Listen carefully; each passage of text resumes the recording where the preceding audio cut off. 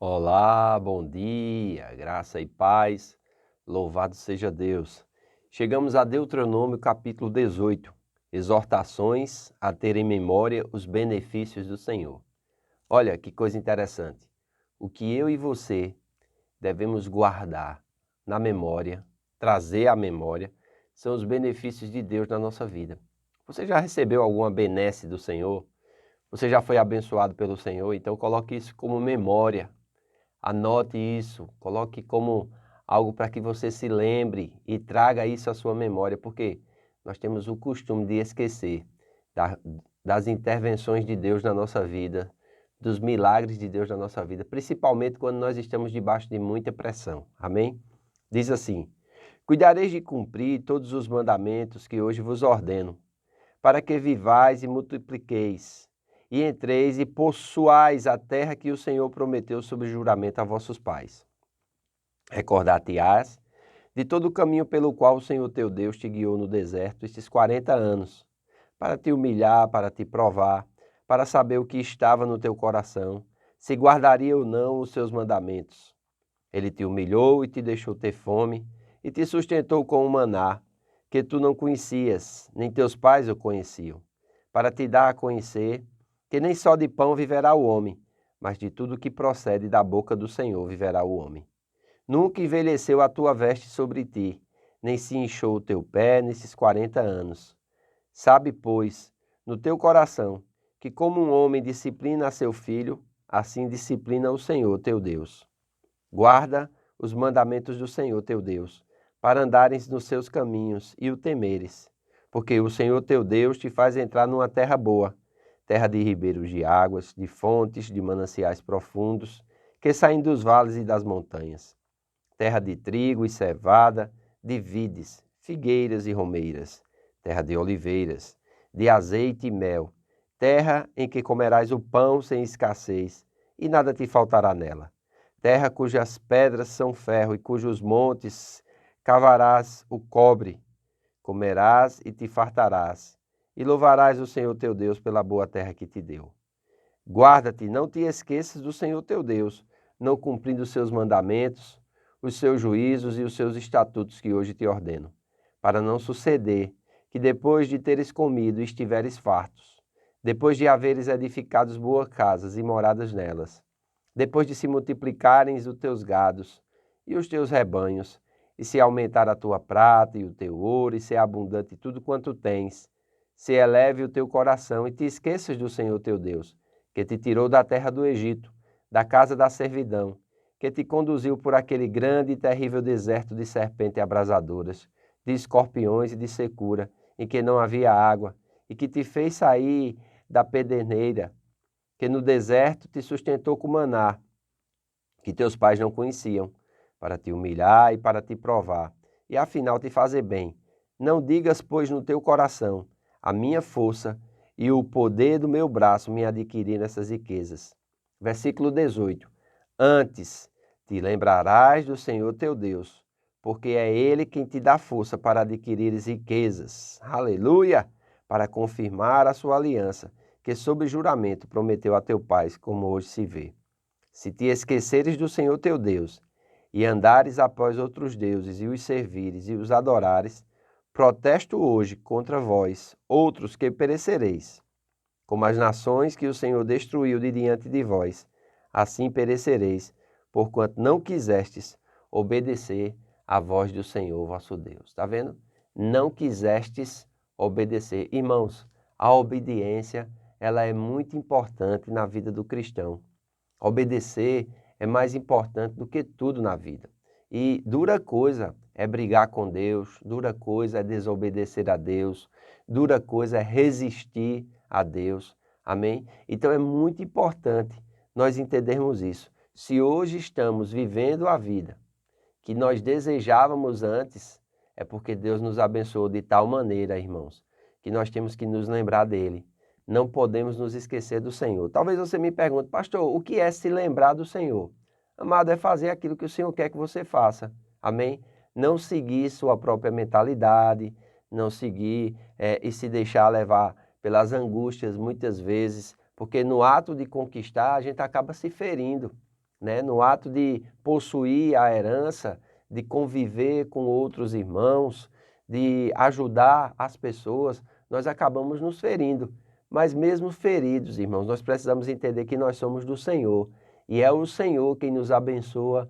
É como ele diz aqui, é o Senhor quem nos dá força. Amém? Então a palavra de Deus e o fortalecimento da nossa alma. Olha, no verso 3 ele diz que Deus, ele te humilhou e te deixou ter fome, te sustentou com o maná que tu não conhecias, nem teus pais o conheciam, para te dar a entender que nem só de pão viverá o homem, mas de tudo que procede da boca do Senhor viverá o homem. Olha que coisa interessante. O que é que procede da boca do Senhor? A palavra. A pessoa não vive somente por aquilo que ele come, por aquilo que ele conquista, por aquilo que ele tem.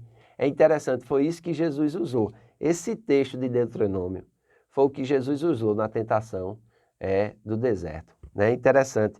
As passagens que Jesus usou era daqui do livro de Deuteronômio. Veja como esse livro é importante. Toda vez que o diabo foi atacar Jesus, ele usou os textos que estavam no livro de Deuteronômio. Amém? A palavra de Deus e o fortalecimento da nossa alma. Jesus citou esse texto em Mateus 4,4, quando se deparou com as armadilhas de Satanás no deserto. A mensagem evidente dessa passagem é de que não há sobrevivência da alma sem a palavra de Deus, diariamente.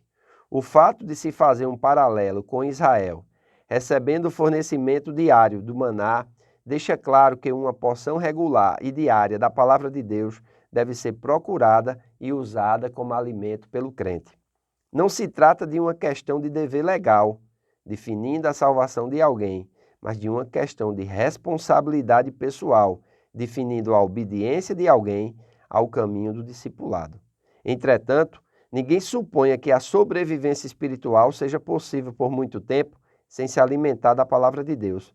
1 Pedro, capítulo 2, versículo 2, declara que a palavra de Deus é tão essencial para o crente quanto o leite para o recém-nascido.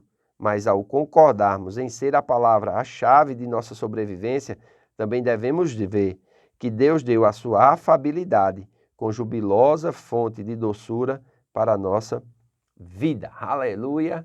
É muito importante nós desfrutarmos disso e é muito importante nós entendermos isso. Amém? Que é o Senhor quem nos dá força. Aleluia! Que coisa maravilhosa! É Deus quem nos fortalece, é Deus quem nos anima, é Deus quem nos dá força. Essa palavra força, ela significa vigor, energia, capacidade, recurso. Geralmente o termo significa capacidade ou habilidade.